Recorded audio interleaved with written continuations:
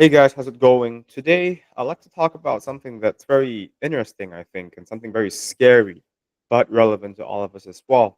And all these ideas really came about when I'm still currently reading Inside the Third Reich by Albert Speer. And many a time, I'm also reminded by, or rather, reminded of another book that I read earlier last year, which is Inside Hitler's Bunker. Both books really characterize the Third Reich or the reign of Nazi Germany in a very first person account, even though Inside Hitler's Bunker is in the third person account. But I believe the author has spoken with a lot of primary sources. So I think that there are a lot of lessons that we can learn. And the main lesson that I want to talk about today that I've learned, or rather I'm still learning, is the idea of ignoring reality. And as I read Inside the Third Reich and reflect on how what I've read can reflect in my own life, I've kind of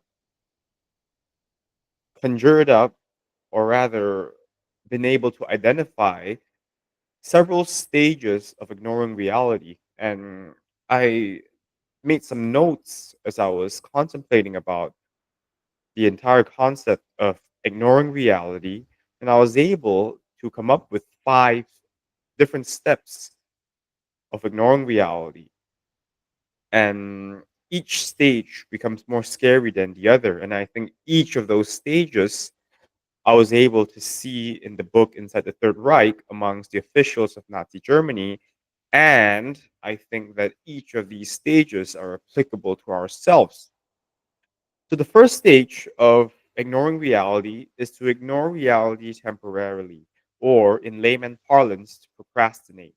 This is where we are still aware of reality's presence, but we choose instead to focus on something else.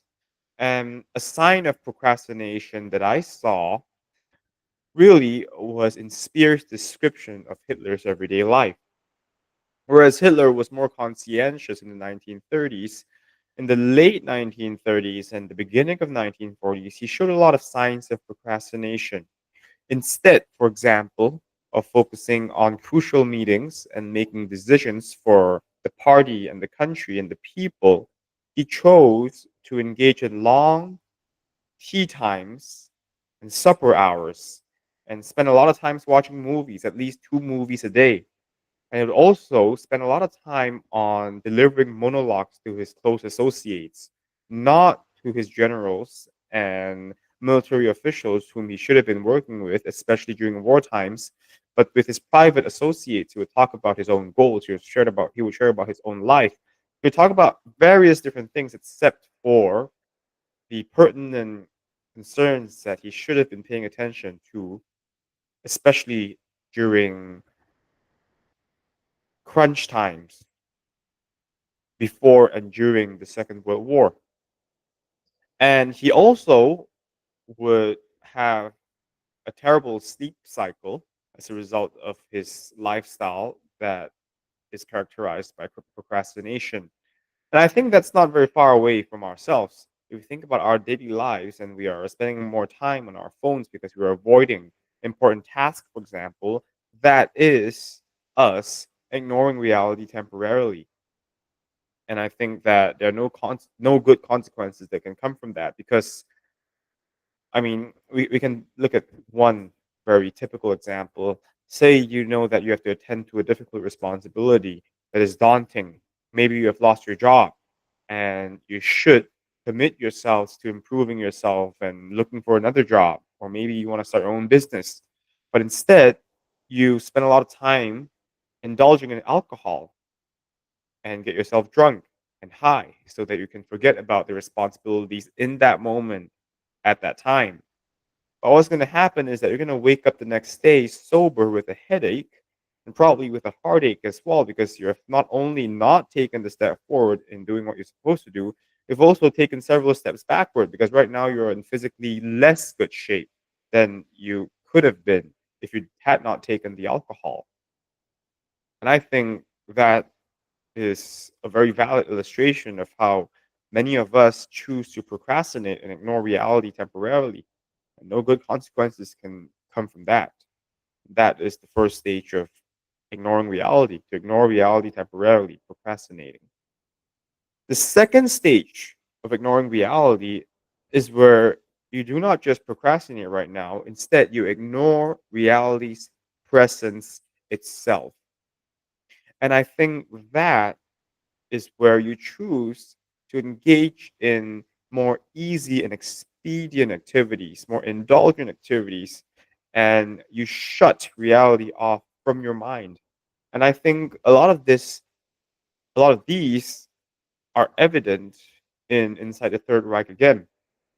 For example, Spear describes a lot of Hitler's officials as enjoying a luxurious lifestyle. They would live in huge mansions. They would indulge in hyper palatable food and fine dining restaurants. They would even cheat on their wives and have multiple mistresses and led promiscuous lifestyles. And they did a lot of indulging and appealing to their hedonistic whims and did not spend enough time and effort in managing the country and their people.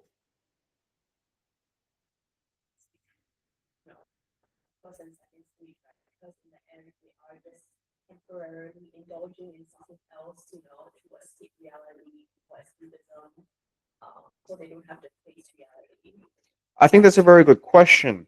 But I think that there's a difference between the first and the second stage. Whereas in the first stage, you're procrastinating and consciously you're telling yourself that eventually you'll get to your task. The second stage is an extension of the first stage where you do not think that you'll eventually get back to the task. Rather, you think that the gratification that you live in will be an eternity. And that is bringing you closer to the third stage, which I'll get to in a bit. I hope that answers your question. And the reason I describe the officials who led luxurious lifestyles as ignoring reality's presence for an eternity rather than procrastinating merely is because they showed no signs of focusing in situation conferences and meetings that they should have been involved in. And there was no sign that they showed any intention to continue committing to their country. It was not as if they were taking a break and taking time off from work.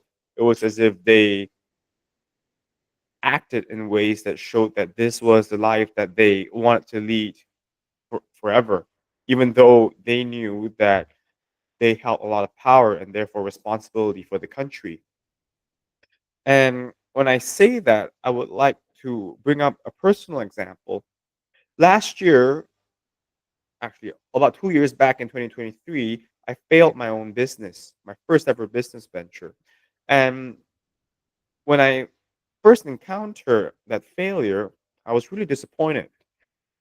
And I saw myself spending a lot of time indulging in food and not wanting to step out of the house because I thought that my failure was too big. And obviously, I was over catastrophizing. I thought that the failure was too big for me to handle, and I felt ashamed to meet anyone outside of my house. And I also stopped going to the gym for a while. So I was really out of shape compared to how I usually look like. And I thought that that was also a source of shame. And initially, in the first few weeks of living that type of lifestyle, I was thinking I'm taking a break and eventually I would get back. But by December of 2024, I realized that my mindset was more of this is the life that I'm going to lead. I'm not going to ever meet anyone. And again, I was catastrophizing and allowing my level of neuroticism to overcome and overwhelm me. But that is a sign of one ignoring reality completely and ignoring the presence of reality. I did not have a timeline or a deadline for myself for eventually stepping out of the house and actually doing more work. I thought that I was going to lead a life of escapism, like you've mentioned. So that is ignoring reality's presence. And following that, we go to the third stage, which is another extension of the second stage. This time, instead of ignoring reality temporarily or ignoring reality's presence, you become delusional. And really, aptly and coincidentally, right before recording this video, I read a part of Inside the Third Reich where Goring showed a lot of signs of delusion. And even Speer himself described Goring as being delusional because when one of the Nazi generals approached Goring to inform him of the American bombers' presence in Berlin, Goring told him that it was not possible. Even when he was shown qualitative and quantitative report, he did not believe that the American bombers were hitherto in Berlin already, and that Berlin was now in grave danger and was on the verge of losing the war. Even when such news reached Goring's ears, and even when his officials did their best to convince him, he told them no. He said, I've been a fight fighter before.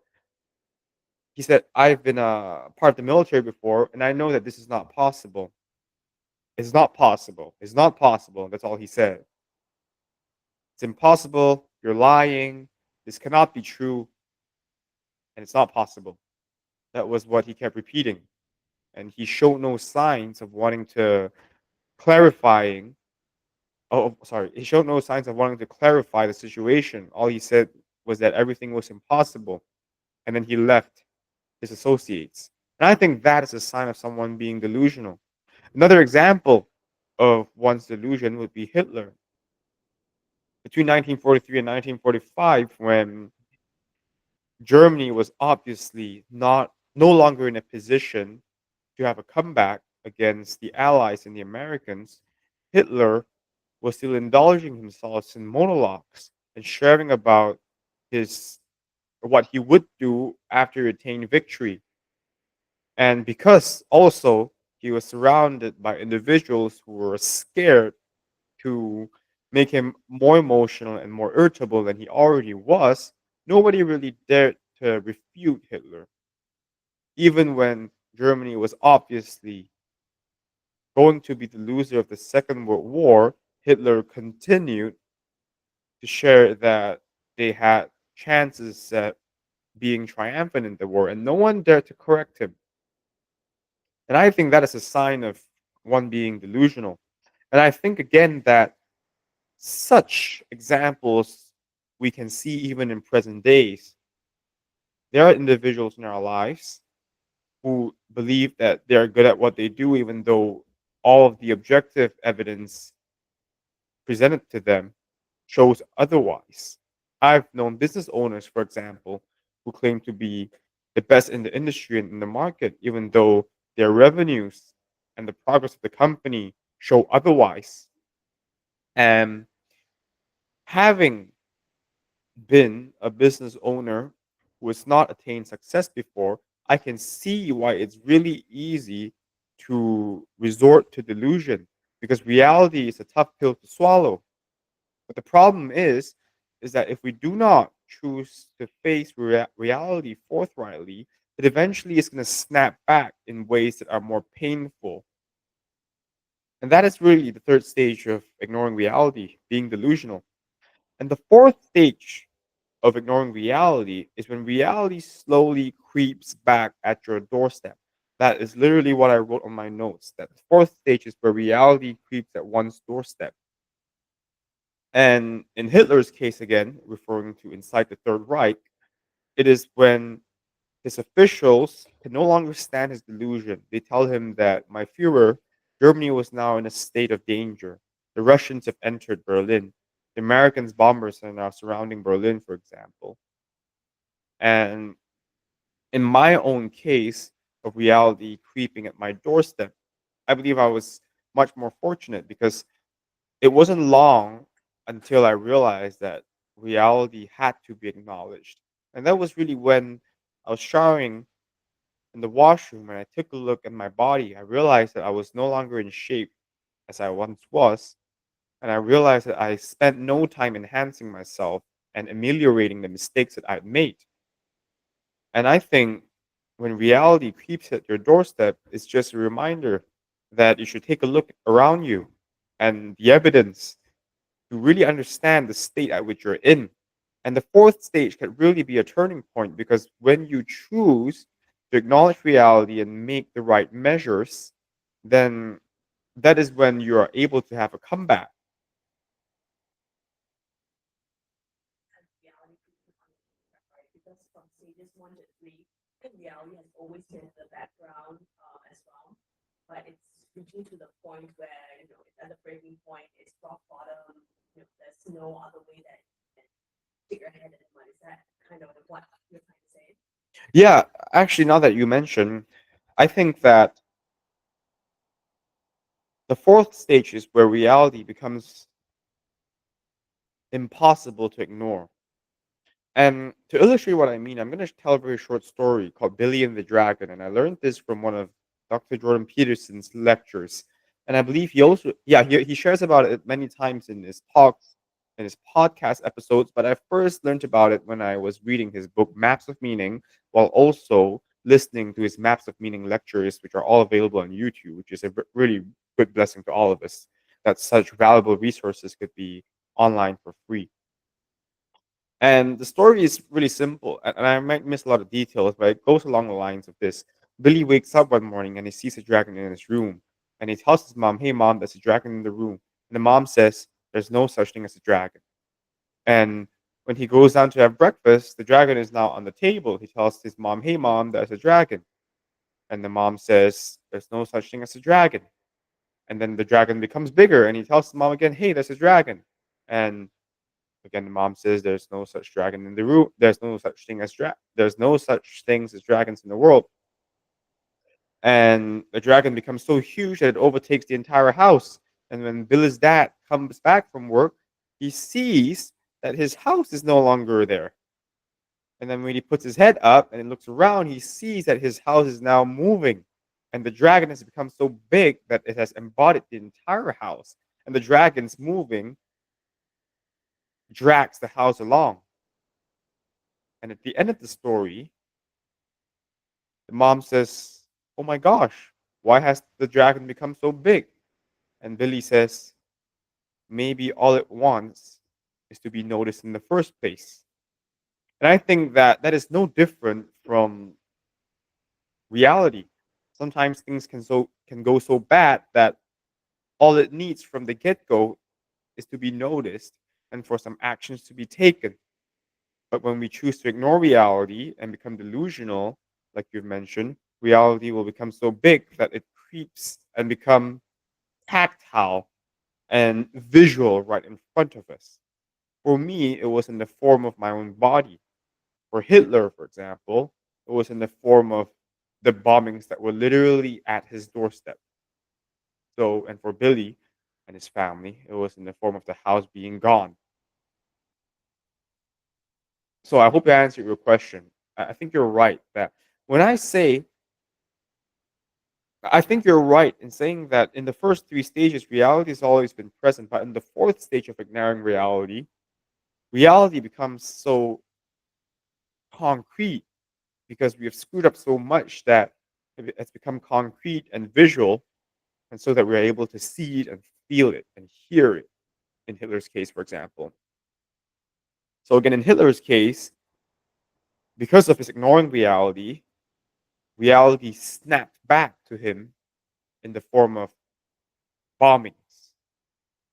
And I think that's a lesson for us that if we do not pay attention to reality and instead choose to procrastinate or ignore reality or even be delusional, then reality will snap back to us in very painful ways.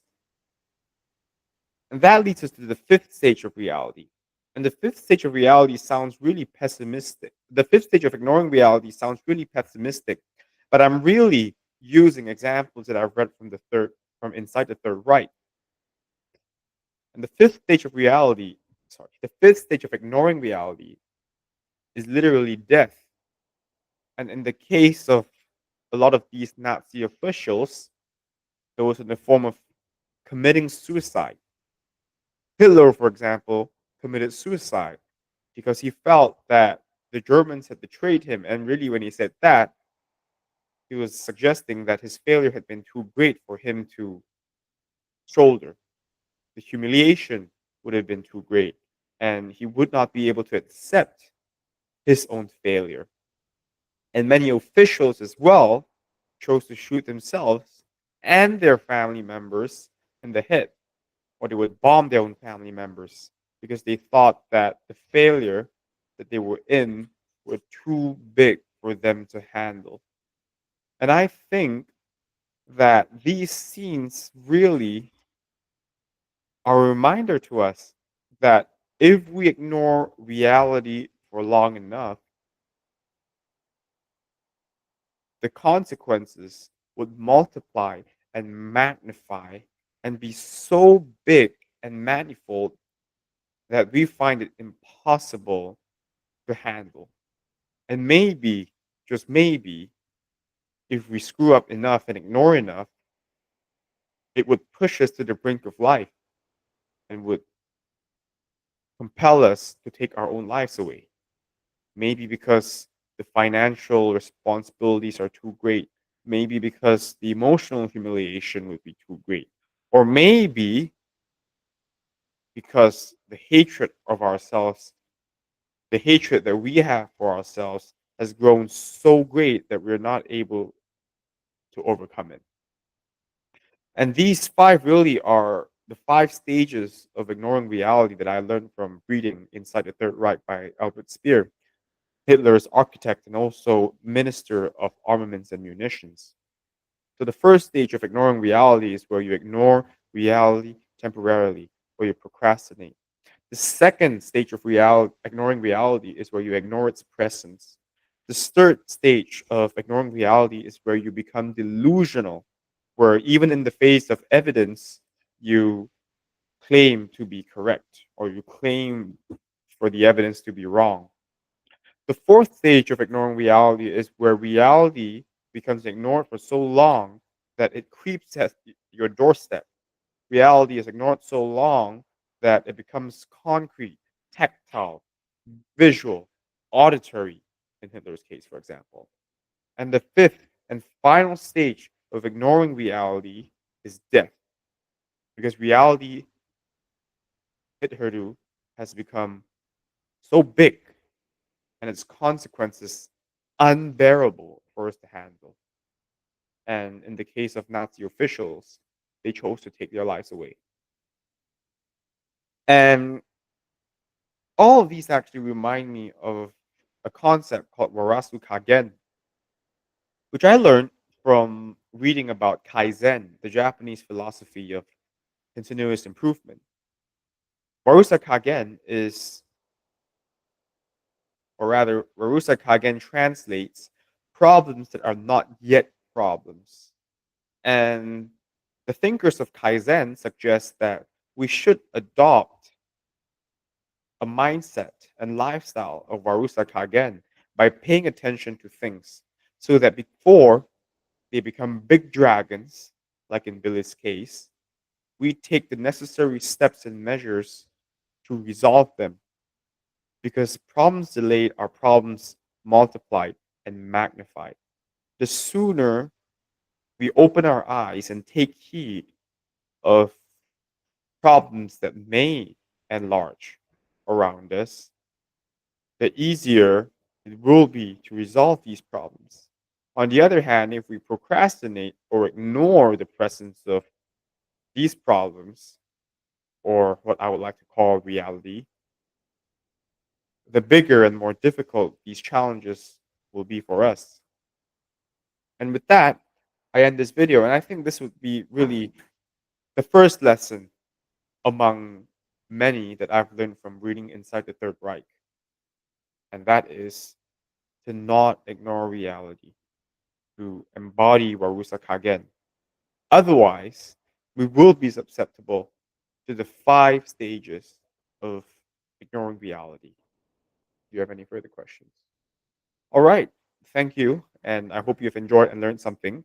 Please do subscribe and hit on the bell button to be notified the next time I upload a video.